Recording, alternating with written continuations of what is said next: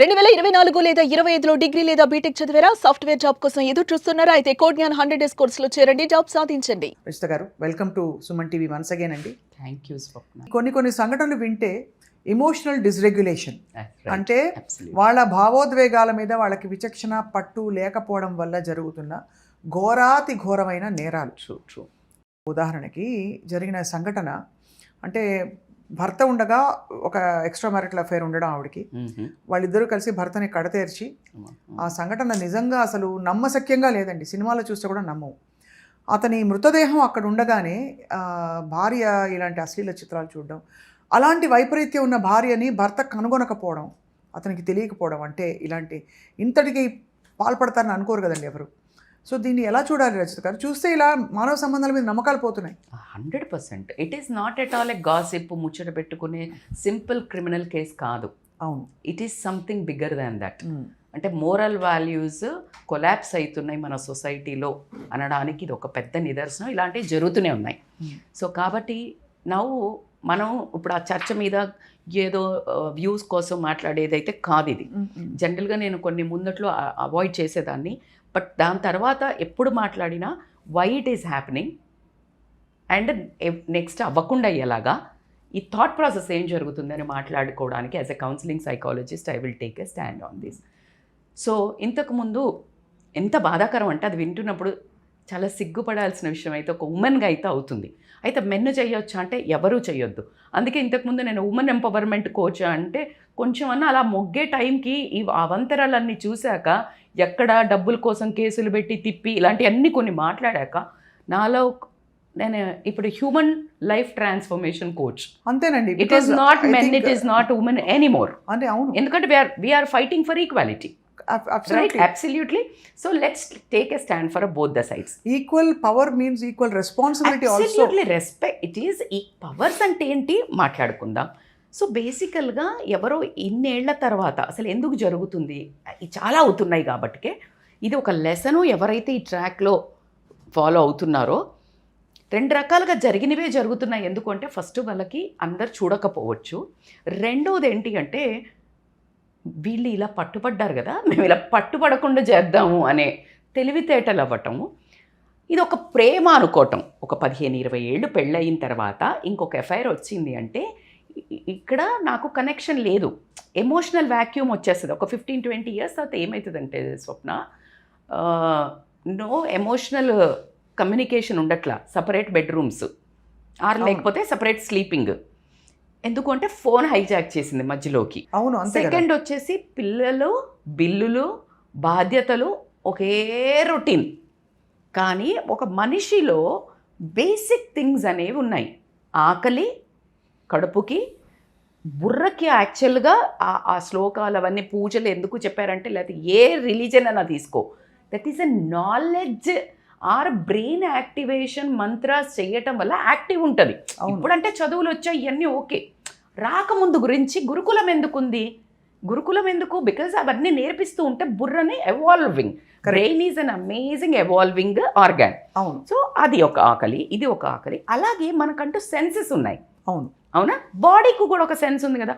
నువ్వేంటి ఆకలికి తీయంగానే ఆకలి వచ్చేస్తుంది. ఎక్కడైనా నీకు ఆకలి అవ్వదు, అలా వెళ్తుంటే ఏమొస్తుంది, మిరపకాయ బజ్జీ వాసన వస్తుంది.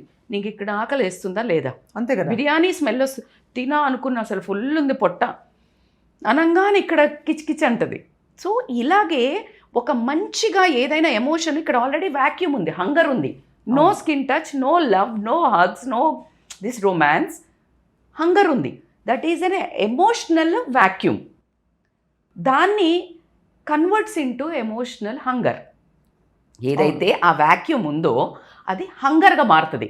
జనరల్గా మనకి కొన్నిసార్లు మీకు ఇది టాపిక్ ఎందుకు నేను ప్రతి ఎగ్జాంపుల్స్ ఇస్తా అంటే మనకి బాగా అర్థమవుతుంది. కరెక్ట్. ఈ ఒక్కసారి కొంచెము ఎలా క్రాస్ అవుతా ఉన్నాం మనం బౌండరీస్ అని చెప్పడానికి నేను ఇంత తాపత్రయపడుతున్నా. సో ఇలా ఎమోషనల్ మ్యారేజ్ని ఫిక్స్ చేసుకోకుండా ఈ ప్రాబ్లం అయింది, ఎమోషనల్ హంగర్ ఉంది, కరెక్టే.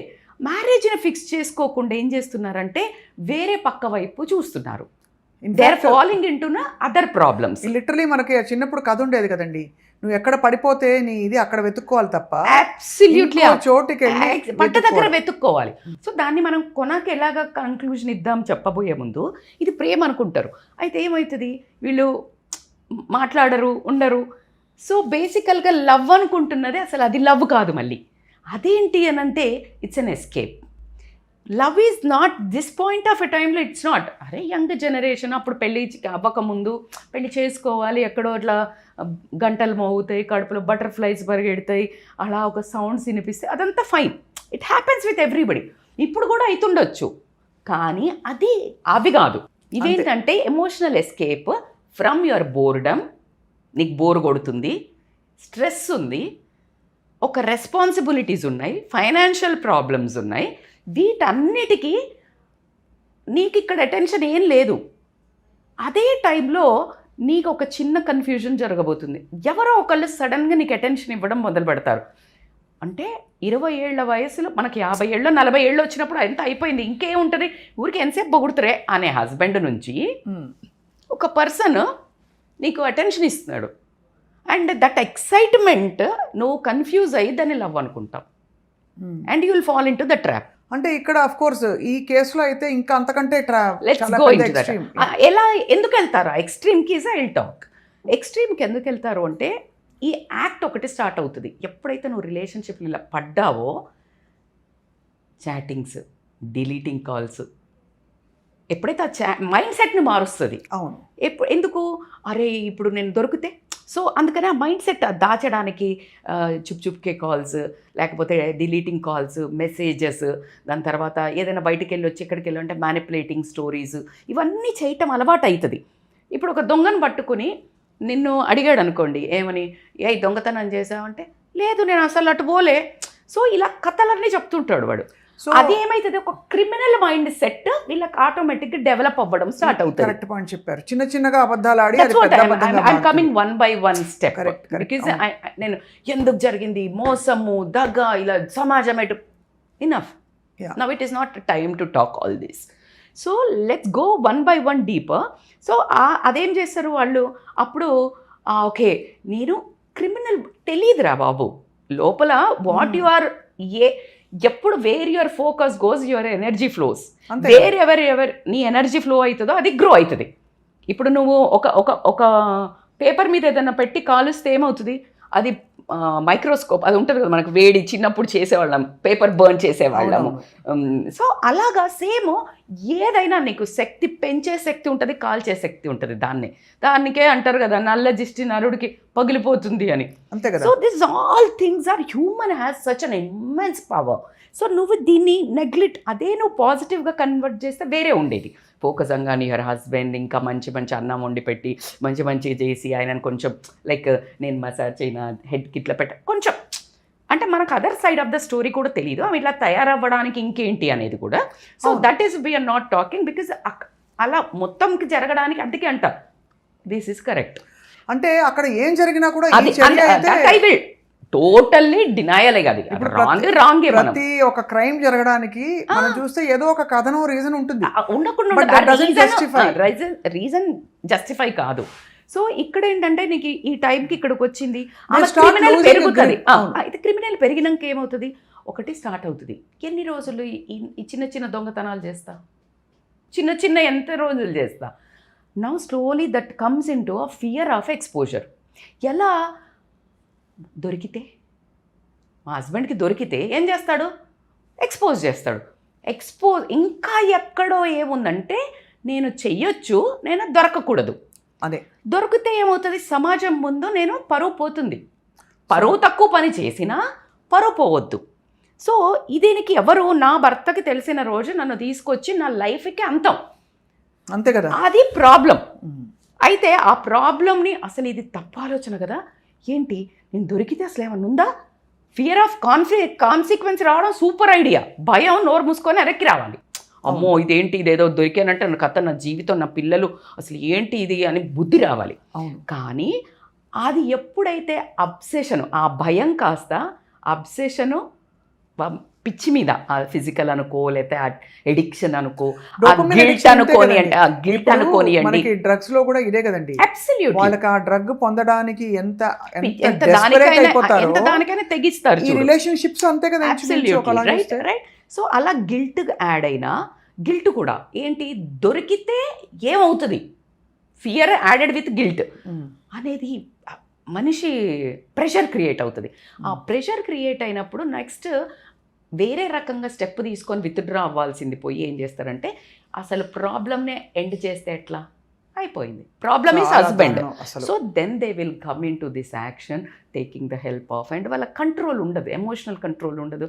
Then they want to end this. కానీ ఎంత ప్రీమెడిటేటెడ్ క్రిమినల్ మెంటాలిటీ ఉంటే తను తన ప్రియుడు కలిసి అఫ్ కోర్స్ ఇక దారుణంగా ఇదే అతను స్టెప్ బై స్టెప్ విషయం- జరుగుతాయి స్వప్న. అది- ఎలా అయితే ఆ ట్రాప్లోకి వెళ్ళడానికి ముందు లేకపోతే ఇప్పుడు జరిగే డివోర్సులు గ్రే డివోర్సులు జరిగే ముందు ఎప్పుడైనా దానికి ముందు కొన్ని ఏళ్ల నుంచి స్టోరీ కుక్ అవుతుంది. అవును. ఇప్పుడు ఒక పర్సన్ వచ్చాడు అంతే, కుక్ అంటే చంపాలని కాదు, డిస్అసోసియేటింగ్ విత్ దట్ పర్సన్. నాకు ఆ పర్సన్ తోటి బంధం తెగిపోయింది. అయిపోయినప్పుడు నువ్వెవరు భర్తను చంపింది మనం అనుకుంటున్నాం, ఆమెకు అసలు భర్తే కాదు, అంతే కదా. ఎప్పుడో డిస్కనెక్ట్ అయ్యాడు. కానీ సమాజం కోసం దేనికోసం ఉంది, ఈ లోపల ఒక టెన్షన్ దొరికింది, కన్ఫ్యూజన్ స్టార్ట్ అయింది, చంపేశాను. కానీ గుర్తుపెట్టుకోవాల్సింది ఏంటంటే లవ్వో ఎఫ్ఐఆర్ఓ ఈజ్ నాట్ ఏ కన్స్ట్రక్షన్. అది నీ సమస్యలకు ఎండ్ అనుకుంటున్నావు, నీకు ఈ ప్రాబ్లమ్స్ అన్నీ ఉన్నాయి, స్ట్రెస్ ఎమోషనల్ ఎంప్టీనెస్ ఉన్నాయి, వాటన్నిటికీ నువ్వు ఎండ్ అనుకుంటున్నావు. కానీ నీ జీవితం నాశనం అవ్వడానికి అది ఫస్ట్ పాయింట్, మొదటి అడుగు. మీరు ఈ మాట అన్నారు కదా రచిత గారు, ఇప్పుడు అడగబుద్ధి అవుతుంది. ఆ భర్త పోయాడు, ఇప్పుడు ఎక్స్పోజ్ అయ్యి వీళ్ళిద్దరి జీవితాలు నాశనం. అతనికి ఒక జీవితం ఉంటే అతనికి ఒక జీవితం, అతనికి వేరే ఫ్యామిలీ ఉంటుంది, 100%. మొత్తం అందరూ. ఇప్పుడు ఇందులో మోస్ట్ విక్టిమ్ ఎవరు? పిల్లలు. ఓకే, ఒకసారి ఆ ఇంట్లో మధుర స్మృతులు జరిగిన ఇంట్లో ఇప్పుడు బ్లడ్ ఉంది, ఒక ఎక్సలెంట్ బ్యూటిఫుల్ లవింగ్ ఇద్దరు చిల్డ్రన్ భర్త భార్య కూర్చొని తిన్నింట్లో ఒక క్రైమ్ సీన్ జరిగింది. అంటే ఎమోషన్స్ అసలు ఏం జరుగుతున్నాయి ఒకసారి మీరు చెప్పండి. అంతే కదా. సో పిల్లలు విక్టిమ్, ఒకళ్ళు జైలుకి వెళ్తారు, ఒకళ్ళు చనిపోయారు. పిల్లల పరిస్థితి ఏంటి? వాళ్ళు సమాజాన్ని రేపొద్దున ఎలా చూస్తారు, అసలు వాళ్ళ మెంటల్ గ్రోత్ ఎట్లుంటుంది, కొంచెమన్నా బాధ్యత రహితంగా ప్రవర్తిస్తే ఎట్లా? నిన్ను ఎవడు కనమన్నాడు? అరే నీకు ఇష్టం లేదు మా పెళ్ళి, మనిషి ఇష్టం లేదు, సతాయిస్తున్నాడు, తాగు అనుకుందాం, ఈయన కాదు, ఈయన కూడా మనకేం తెలీదు. ఎండ్ ఆఫ్ మనం కిందికి వస్తే అసలు ఎలా ఏదో జరిగి ఒక్కటే మాట, వదిలేసి వెళ్ళిపోండి, నచ్చకపోతే విడిపోవడం బెటర్ అంటారు. అరే ఇంత చంపే కంటే నీకెవడు అధికారం ఇచ్చాడు? ఇంకో ప్రాణాన్ని తీసే అధికారం ఇచ్చాడు, నీ ప్రాణం తీసే అధికారం కూడా లేదు నీకు అని మనకు ఎన్నో పురాణాల్లో చెప్పింది. ఆత్మహత్య మహా నేరం, మన సొసైటీ కూడా చెప్తుంది. కానీ రజిత నాకు ఒకటి అర్థం కాదు, ఈ సెల్ఫ్ జస్టిఫైడ్ మెల్లిమెల్లిగా గడప దాటి బయటికి వెళ్ళడం అనేది స్త్రీ కావచ్చు పురుషుడు కావచ్చు, అది ఎక్కడి నుంచి వస్తుంది? దైవభక్తి, ఏదో ఒక భక్తి ఉంటుంది. చట్టం అంటే భయం ఉంటుంది చాలామందికి, లేదంటే పట్టుబడిపోతాం సమాజం ముందు ఏదో అవుతుంది అది ఉంటుంది. రెండూ లేకపోతే ఒక డెఫినెట్లీ ఒక దైవభక్తి ఉంటుంది, దేవుడు చూస్తున్నాడు మన పాపాలు, ఇంత పెద్ద పాపానికి నేను ఒడిగడతానా అని అసలు ఏది లేకపోవడం లేకపోవడానికి ఏంటి అంటే ఫస్ట్ ఆఫ్ ఆల్ మనం ఫోన్ని చాలా ఎక్కువ హ్యాండిల్ చేస్తున్నాం. ద బిగ్గెస్ట్ అంటే దాన్ని ఎంత వాడాలి ఎలా వాడాలి అని తెలియకపోవడం వల్ల వచ్చే ఫోన్ రాంగా, సోషల్ మీడియా రాంగా, నో. దాంట్లో చూసి అసలు నా జర్నీ, నేను 22 ఏళ్ళకి నా పెళ్ళైనప్పుడు మా అత్తయ్య మామయ్య చనిపోయినప్పుడు 2 పిల్లల్ని పెట్టుకొని ఉన్నప్పుడు ఏదో ఎక్కడో నాకు తెలియదు, గుర్తుకు లేదు, సందీప్ మహేశ్వరి అని నార్త్లో ఉంటాయి కొన్ని ఇలాగే పాడ్కాస్ట్లు చూసి the way I evolved, this is Rajitha ఈరోజు ఇక్కడ ఉంది. అది నేను కన్స్ట్రక్టివ్ వాడుకున్నాను. కానీ నువ్వేం చెప్తున్నావు? Phone phone phone no. కాకపోతే మనం చూసేవేందంటే అది చూసిన కొద్దీ డోపమైన్ హిట్. ఎఫ్ఐఆర్ వీళ్ళు ఒక నలుగురిని చూపించి వీళ్ళు ఎఫ్ఐఆర్ చేసుకున్నా జస్టిఫై చేసుకుంటున్నారు. దాన్ని మనం సోషల్ మీడియా కూడా మంచిగా ప్రొజెక్ట్ చేస్తున్నాము. ఓకే మేము కూడా చెయ్యొచ్చు, కానీ నీకు వదిలేసి చెయ్యొచ్చు అనే కామన్ సెన్స్ పనిచేస్తలేదు. నీకు అవ్వ కావాలి, బువ్వ కావాలి, నీ పరువు పోవద్దు, నీకు అన్నీ అందాలి. అండ్ మీరు దీనికి అంటే నేను చాలా ఇలాంటి సామెతలు ఎందుకు చెప్తా అంటే మన వాళ్ళు బాగా కనెక్ట్ అవుతారు. గుమ్మిలో ఒడ్లు గుమ్మిలో ఉండాలి, బిడ్డ మాత్రం బాగుండాలి, నీ పరువు పోవద్దు, నీకు సుఖ సంతోషాలు ఇలాంటివి కావాలి. ఎట్లా కుదురుతుంది? నీ బౌండరీస్ ఇవన్నీ జరగడానికి 2 కారణాలు. ఒకటి ఎమోషనల్ కంట్రోల్ లేకపోవడము, దాని కింద మోరల్ వాల్యూస్ లేకపోవడం. అది ద బిగ్గెస్ట్ రూట్ కాజ్ ఏంటంటే అసలు చేసేది వరస్ట్ పని ముందు, దానికి నువ్వు ఇంకొక ప్రాణాన్ని తీసి నాకు అడ్డు అనుకోవడము అంటే చాలా ఎక్కువైపోయింది. ఆమెలో ఇన్సేన్ ఒక హ్యుమానిటీ అనేది లేదు, అందులో ఒక రాక్షసత్వం ఎంటర్ అయిపోయింది. అందుకే ఆ చిన్న చిన్న వాటితో వస్తుందని చెప్పా. నాకు అది నచ్చింది. ఇప్పుడు చిన్న చిన్న దొంగతనాలు చేస్తాడు, పెద్ద దొంగతనం చేస్తుంటే ఎవరైనా పట్టుకుంటే నువ్వు వచ్చింది దేనికి? దొంగతనానికి. నువ్వు తీసుకెళ్ళు, లేదు పట్టుబడితే తప్పించుకొని వెళ్ళు. నువ్వేం చేస్తావు? నేను పట్టుపడితే అనే భయంతో ఆయనను చంపుతావు. దొంగలు చంపుతారా లేదా కొంతమంది వచ్చినప్పుడు? Because fear of exposure. Same act ఇక్కడ కూడా అంతే కదా, fear of exposure. So exactly it is a high time. But one thing I can tell, A wrong అడుగు వేసే ముందు మీ లైఫ్ కన్స్ట్రక్షన్ కాదు ఇలాంటి అడుగులలో, అది జీవితం అంతమే. ఎన్ని రోజులైనా ఇలా పట్టుపడడం ఖాయం. ఇక్కడ పట్టుపడకుండా ఎవరైనా ఉన్నారు అనుకున్నా కూడా అక్కడ పట్టుబడతారు, ఫస్ట్ పాయింట్. బట్ ఇంకొకళ్ళ ప్రాణాలు తీసే అధికారము మీకు లేదు, అది మగ కానీ ఆడ కానీ. ఇక్కడ హ్యూమన్స్ అని మాట్లాడతాం మనం. అయితే మనకు భార్య చంపింది ఎందుకంటే భార్య పుట్టుక తీసుకునేది కాదు కాబట్టి మనం కొంచెం తట్టుకోలేకపోతున్నాం. చాలా అసహ్యము, బాధ, ఒక రకమైన బరితెగింపు అనే పదాలు రావటం అయితే వస్తుంది. అంటే జీవితం మీద విరక్తి కలుగుతుంది. ఎందుకంటే మనం నర్చరర్, మనము గివర్ కదా, మనం ప్రాణం. ఆవిడకి ఏమీ అవేర్నెస్ ఉన్నట్లేదు కదా అదే వాచింగ్ పోర్న్ వీడియోస్ ఆఫ్టర్ అది అబ్సెషన్ కిందకి వెళ్ళిపోయింది. ఇంకా అందులో ఉండే సింప్టమ్స్ లో ఇది కూడా ఉంటుంది. ఇప్పుడు మీడియంగా ఉన్నారనుకోండి, దెల్ బీ కాన్షియస్. అసలు ఎప్పుడు పెట్టుకోకుండా ఉండటం ఒకటి, స్టార్టింగ్ బౌండరీ. ఇప్పుడు ఈ ప్రాబ్లం ఉంది, నువ్వు బౌండరీ అట్రాక్షన్ అవ్వకుండా ఉంటుందా?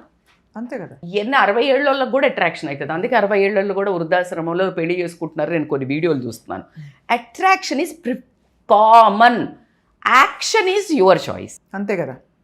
Action is your choice and your choice based on the consequences. ఏం జరుగుతాయి, నా జీవితం ఎటు పోతుంది? నేను ఇప్పుడు నీకు ఒక బస్సులు, ట్రైన్లు, ఫ్లైట్లు కనిపిస్తున్నాయి, నీకు ఎక్కడ పోవాలా? నువ్వు ఏం ఎక్కుతున్నావు? బండి ఎక్కుతున్నావు, కారు ఎక్కుతున్నావు, నువ్వు ఎక్కడ పోతావు? నిన్ను తీసుకెళ్ళి ఎక్కడో కొండ మీదకి వెళ్ళి దూకేసే బండి ఎక్కుతున్నావు అని తెలిసి ఎక్కితే ఎవడేం చేస్తాడు? సో ఇవన్నీ చాలా, అంటే నిజంగా మీరు అన్నట్టు చాలా విషయాలు ముడిపడి ఉన్నాయి. అది గ్రాడ్యువల్ గా ఎంటర్ అయినప్పుడు ఇంతవరకు వెళ్ళదని అనుకుని ఎంటర్ అయిపోతారు చాలా మంది. But no it will take, వెళ్ళే వరకే ఇది నువ్వు ఒక్క అడుగు నువ్వు వేస్తే జీవితం జస్ట్ ఇట్లా వెళ్ళిపోతావు. కాలు జారింది అంతే. స్కీ డైవింగ్ ఉంటుంది కదా అట్లా, వితౌట్ ఎనీ ట్రైనింగ్. చాలా చాలా దురదృష్టకరం రజిత గారు. చాలా నాకు పిల్లల మీద ఎంత బాధేస్తుందంటే అసలు. అంటే ఇలాంటి వాళ్ళు ఒకటే రిక్వెస్ట్ ఏంటంటే, చాలా జరుగుతున్నాయి ఇప్పుడు, చాలా జరుగుతున్నాయి. అంటే ఎఫ్ఐఆర్స్ అనేది ఇవన్నీ చాలా జరుగుతున్నాయి. Please just wake up call, this is heights. మీకు నచ్చలేదా? చూసే ప్రతి ఒక్కళ్ళకి మీకు నచ్చలేదు ఈ జీవితం, ఫస్ట్ ఆఫ్ ఆల్ మాట్లాడండి. నాకు నీ దగ్గర నుంచి ఇది కావాలి అని. భార్య భర్త దగ్గర నుంచి, భర్త భార్య దగ్గర నుంచి మాట్లాడండి. టాక్. లేదు అంటే కౌన్సిలింగ్, లైఫ్ కోచెస్ దగ్గరికి వెళ్ళండి, రండి, మీకు పుణ్యం ఉంటుంది. వర్కౌట్ అవ్వలేదు సెపరేట్లీ, డివోర్స్ అని పెద్ద పదాలు వాడను. Okay, live your own lifes. అరే పెళ్ళి దాటి కూడా లైఫ్ ఉంది, నీ సొంతంగా నువ్వు బ్రతకగలిగే లైఫ్ ఉంది. పిల్లల్ని చూసుకుంటూ బతకొచ్చు, సమాజానికి ఏమైనా చేసుకుంటూ బతకొచ్చు, నీ ఓన్ పర్సనాలిటీ డెవలప్మెంట్ చేసుకుంటూ బతకొచ్చు, నాలెడ్జ్తో బతకొచ్చు, దేవుడి చెంతన బతకొచ్చు. ఎన్ని ఉన్నాయి. You going to the good directions. Please ఇట్లాంటి డార్కెస్ట్ పాత్ని ఎన్నుకోవద్దు. పెద్ద అగాధంలో మీరు పడొద్దు, మీరు కన్న పిల్లల్ని కానీ మీ అమ్మ తల్లిదండ్రులను కానీ పడేయొద్దు అనేది నా మనవి. నేను చాలా సీరియస్గా కూడా చెప్తున్నాను. మొత్తానికైతే చాలా ఇంకా తేరుకునే ప్రయత్నంలో ఉన్నాం. ఇలాంటి సంఘటనలు జరిగినప్పుడు ఒక్కటి జరిగినా మీరు అన్నట్టు జన్మనిచ్చే ఆడది అని చెప్పుకుంటాం కాబట్టి, జన్మ తీసేసి స్త్రీలు ఇలాంటి క్రైమ్స్ చేసినప్పుడు తట్టుకోలేము. దుర్మార్గుల్ని చంపబోయి నువ్వే దుర్మార్గం అవుతున్నావు. అవును, మన అమ్మవారు చంపింది ఎప్పుడు రాక్షసుల్ని చంపింది, బట్ నువ్వే రాక్షసి అయితే ఎట్లా? చాలా very very unbelievable and it is true. Saddest thing. తప్పకుండా రజిత గారు, ఐ థింక్ ఇప్పటి నుంచి అయినా ఎవరైనా ఇలాంటి సిచ్యువేషన్స్లో కూరుకుపోయో లేకపోతే అటువైపు వెళుతున్న వాళ్ళు ఉంటే ఒక్కసారి అలర్ట్ అవ్వాలి. దయచేసి అలర్ట్, కమ్ బ్యాక్. చాలా కౌన్సిలింగ్స్ చేశాను, బ్యూటిఫుల్ ఉమెన్ ఉన్నారు. నాకు ఇలా అవుతోంది, ఇది రాంగ్ కదా అని నన్ను అప్రోచ్ అయితే కౌన్సిలింగ్ 6 to 7 సెషన్స్లో today morning also I got one beautiful message. Because of your counselling I'm just living the best life. So please we're here మీకు చెయ్యి అందించడానికి ఉన్నాము. మీరు తప్పుదారి పడకండి, అది ఒకటే నా రిక్వెస్ట్. తప్పకుండా రజిత గారు మంచి మాట చెప్పారు అండ్ చాలా రియలిస్టిక్గా విశ్లేషించారు ఇవాళ సంఘటన. వేచి చూద్దాం నిజంగా. అంటే ప్రకృతి ధర్మం కూడా ఒకటి ఉంటుంది. దీనికి ఏం పరిష్కారం, ఎవరికి రైట్. కష్టం ఉన్న వాళ్ళందరికీ కష్టం తీర్చాలని చెప్పి మనం కోరుకుందాం. థ్యాంక్ యూ సో మచ్ అండి. Thank you for your efforts. ఎందుకంటే ఈ సంఘటన ద్వారా కొంతమంది మారిన మన లైఫ్కి ఒక సార్థకత. మనం ఇక్కడ కూర్చున్నామంటేనే అది మనకి divine job. So we are doing good. I hope మీరందరూ కూడా మమ్మల్ని సమర్థిస్తారని. Thank you.